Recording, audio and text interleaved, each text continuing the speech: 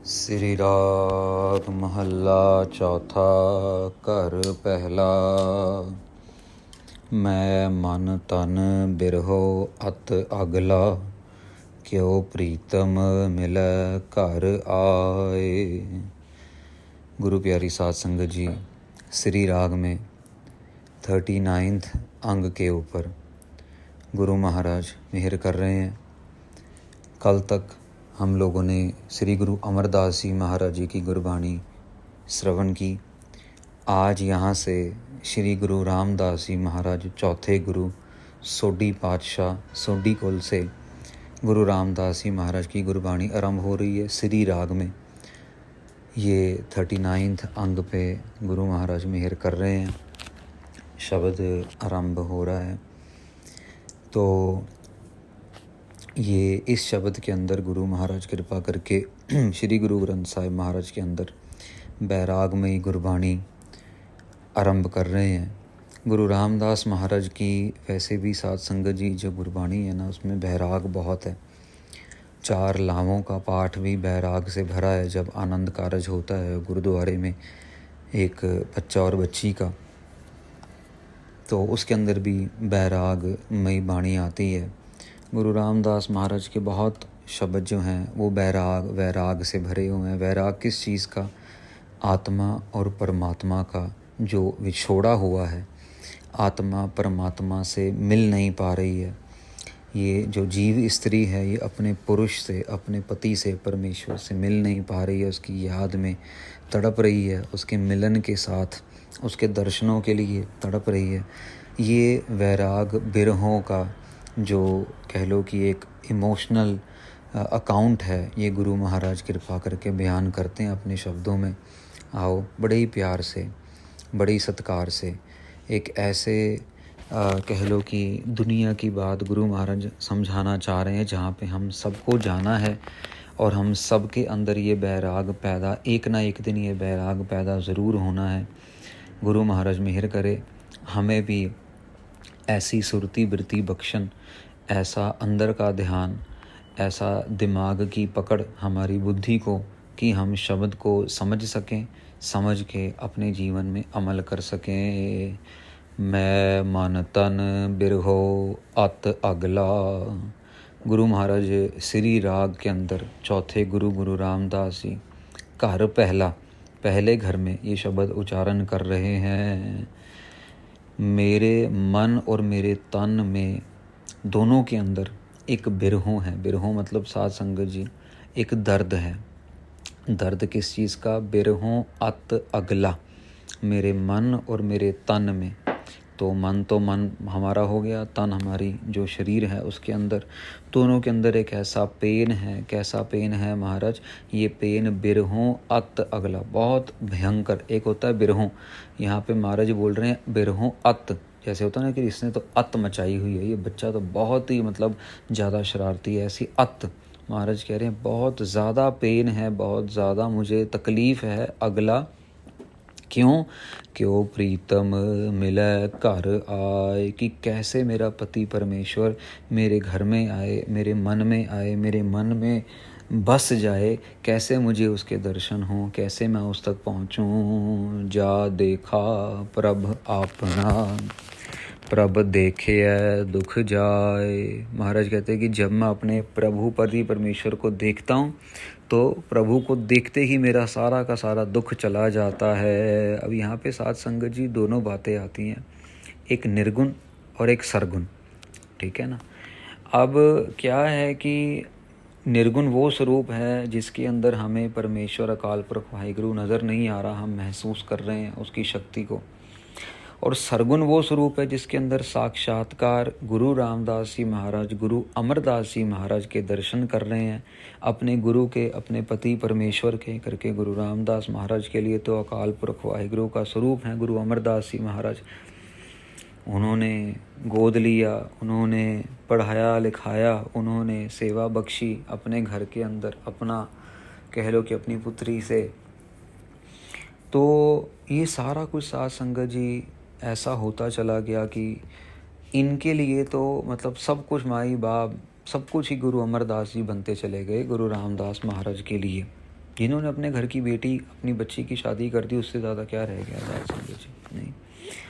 अब क्या है कि गुरु रामदास महाराज के अंदर इतना ज़्यादा निम्रता, इतनी ज़्यादा कह लो कि निम्रता, इतनी ज़्यादा अपने आप को नीवा करके रखना और बैराग में रखना, तभी तो देखो ना साथ संगत जी, इतना बड़ा दरबार बना दिया, गोल्डन टेम्पल, हरिमंदिर साहिब अमृतसर में। दुनिया पता नहीं कहाँ कहाँ से आती है, कहाँ कहाँ से दर्शन करती है, मतलब कोई जवाब ही नहीं है, कोई हिसाब ही नहीं है, और किसी को कोई लेना देना नहीं, कोई पैसा नहीं, कोई लत्था नहीं। आप जाओ, लंगर खा के आओ, माथा टेक के आओ, आशीर्वाद लेके आओ।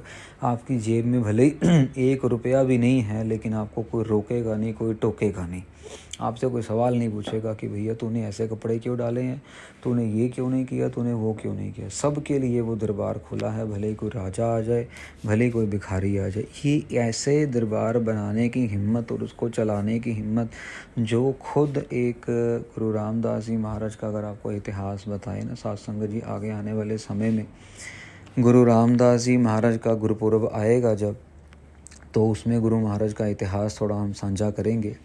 पर एक कह लो कि टूक मातर कि गुरु रामदास जी महाराज बचपन में ही अपने माँ बाप को खो देते हैं और एक तरीके से अनाथ हो जाते हैं। इनकी नानी जी इनको पाल पोसती हैं और बहुत छोटी उम्र में, इतिहास में आता है, सिर्फ 6-7 साल की उम्र से ही ये काम करना शुरू कर देते हैं। ये जो काले चने होते हैं ना, जिसको पंजाबी में घुंगड़ियाँ कह देते हैं, ये काले चने उबाल के और उसमें वो नींबू वींबू मसाला वसाला डाल के, तो ये काले चने गुरु अमरदास जी महाराज के दरबार के बाहर बेचा करते थे बचपन से। अब वहाँ से गुरु अमरदास जी महाराज ने इनकी बाँह पकड़ी, इनकी बाजू पकड़ के और गुरबाणी के साथ जोड़ दिया। तो साथ संगत जी, गुरु रामदास महाराज कह रहे हैं कि जब मैं अपने गुरु को देखता हूँ तो देखते सारी मेरा सारा दुख तकलीफ़ दूर हो जाती है। जाए पुछा तिन सज्जणा, प्रभ कित बिध मिला मिलाए। महाराज कहते मैं, अरे जाओ जाके पूछो उन दोस्तों से, जाके पूछो ऐसे मित्रों से। क्या पूछा जाए? प्रभ कित बिद मिला मिलाए, भी मैं कैसे प्रभु परमात्मा के साथ इकमिक हूँ, मैं उसके साथ कैसे मेल मिलाप करूँ। मेरे सतगुरा मैं तुझ बिन अवर ना कोय। महाराज देखो, आप ही महाराज कह रहे हैं कि मैं कौन से दोस्त के पास जाके पूछूं, मैं किसको पूछूं, क्या पूछूं कि मेरे को परमेश्वर मिले।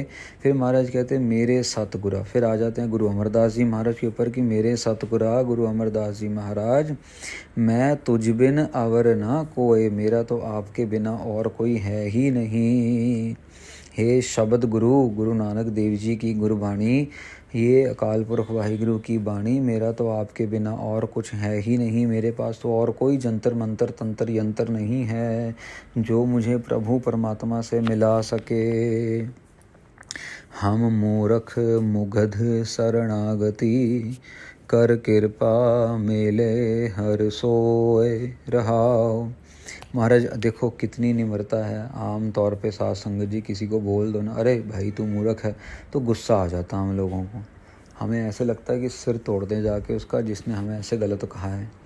यहाँ महाराज गुरु रामदास जी महाराज इतने बड़े दीन दुनिया के मालिक, इतनी शक्तियों के मालिक, अपने आप को खुद कह रहे हैं कि हम मूर्ख, मैं मूर्ख हूँ, मुगध हूँ, मेरे को कोई समझ नहीं है, मेरे को कोई अकल नहीं है।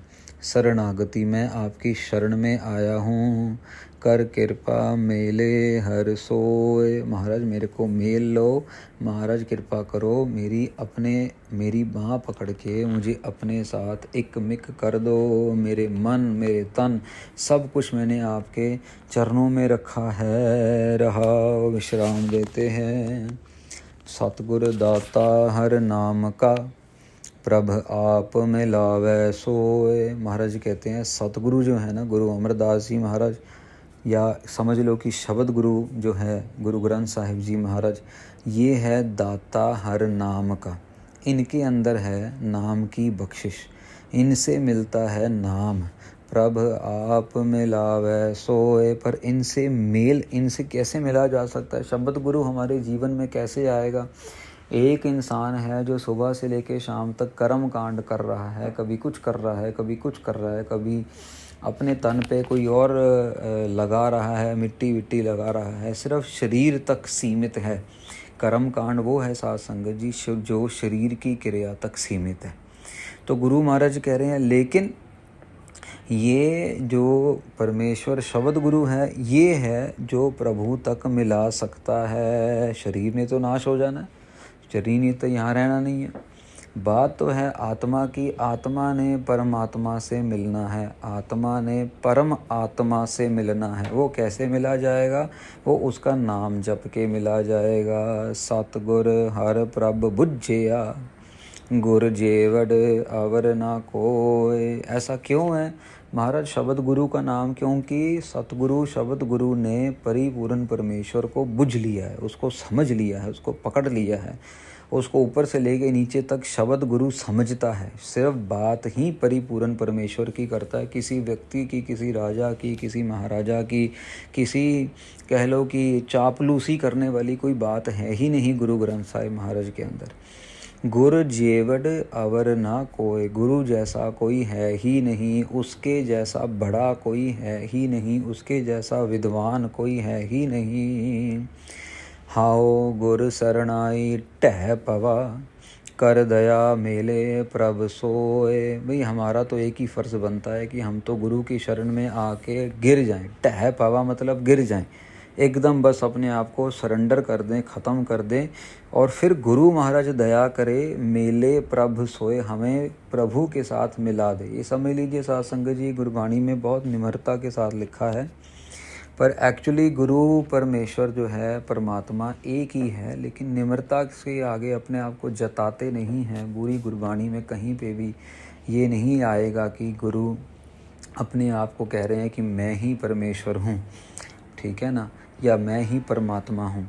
पर क्या है कि निम्रता के अंदर आके, पर है एक्चुअली गुरु महाराज आप नारायण कला तार जग में परवरे हो। आप परमेश्वर स्वरूप, परमेश्वर का निर्गुण स्वरूप अकाल पुरख वाहिगुरु, और परमेश्वर का सरगुण स्वरूप जो है वो गुरु नानक देव जी महाराज। तभी तो साध संगत जी इतनी मेहर, इतनी कृपा, चारों तरफ हर एक जगह दुनिया में जहाँ जाओ गुरु ग्रंथ साहिब महाराज का प्रकाश है। कोई ही शायद ऐसी कंट्री होगी जहाँ पे कोई गुरुद्वारा या गुरु ग्रंथ साहिब महाराज का प्रकाश ना हो, और अगर नहीं होगा तो फिर वहाँ पे कम से कम गुटका साहिब गुरबाणी लोगों के घरों में, अगर कोई सरदार लोग परिवार वहाँ रह रहे हैं तो गुरबाणी का प्रकाश कहीं ना कहीं ज़रूर हो रहा होगा, पाठ कीर्तन ज़रूर हो रहा होगा। ये सच्ची बाणी है, इसमें कोई दो राह नहीं। ये किसी कवि ने नहीं लिखी साध संगत जी, ये किसी कह लो कि नाटककार ने नहीं लिखी है, ये आप अकाल पुरख वाहिगुरु ने खुद अपने मुख से उच्चारण की। जब ऐसा होता था ना, गुरु नानक देव जी बैठे होते थे तो गुरु नानक देव जी महाराज कहते थे, भाई मर्दाना जी को मर्दानिया रबाब बजा बाणी आई है। तो बाणी कहीं से तो आ रही है ना, वो बाणी अकाल पुरख वाहिगुरु जी से आ रही है, वो परमेश्वर की बाणी आई है। तो इसीलिए ये आप समझ लीजिए एक क्रिया बन गई कि जैसे जब जब अकाल पुरख वाहिगुरु चाहते, गुरु नानक देव जी को के रूप में गुरबाणी उच्चारण करते और वो गुरबाणी हमारे तक पहुँची। मन हठ किनै न पाया, कर उपाव थके सब कोय। अब सासंग जी परमेश्वर दया करे तो हमें मेल ले अपने आप से, हमारा और अपना मिलन कर ले। अदरवाइज़ मन हठ, अपने हठ के कारण या अपनी ज़िद के कारण तो किसी को भी नहीं मिलता। वो तो आप समझ लीजिए कि दुनियावी तौर पे भी नहीं मिलता। अगर कर्म ना लिखा हो ना तो दुनियावी तौर पे भी नहीं मिलता। एक पीछे एक वाक़या हुआ, तो एक बड़ा ही अड़ियल, बहुत ही अहंकारी बंदा, मतलब बहुत ही अत का अहंकारी, उम्र कुछ भी नहीं, उम्र सारी 30 साल होगी, 35 साल होगी। वो इतना अहंकारी, वो साधु महात्मा को जा के गालियाँ निकाले, तेरे को ये कर दूंगा, तेरे को वो कर दूंगा, तो ये तुम ढोंगी हो, तुम ये हो, मतलब कोई लेना देना ही नहीं किसी का, कोई बात का। पर अपने माया का इतना गुरूर, जहाँ उसको मिले, जब मिले, उसका बस एक ही मकसद कि भैया मैंने किसी साधु महात्मा को रहने ही नहीं देना, मैंने तो बस ये इसको भी ख़त्म कर देना, इसको भी ख़त्म कर देना। देखते ही देखते साध संगत जी इतना बुरा हाल हुआ, कि ट्रक के साथ एक्सीडेंट हुआ और बेचारा तकरीबन 8-9 महीने हो गए, अभी तक तो वो अस्पताल के बिस्तर से भी नहीं उठा। एक लौता बच्चा अपने माँ बाप का, और अपनी जान गंवा ली।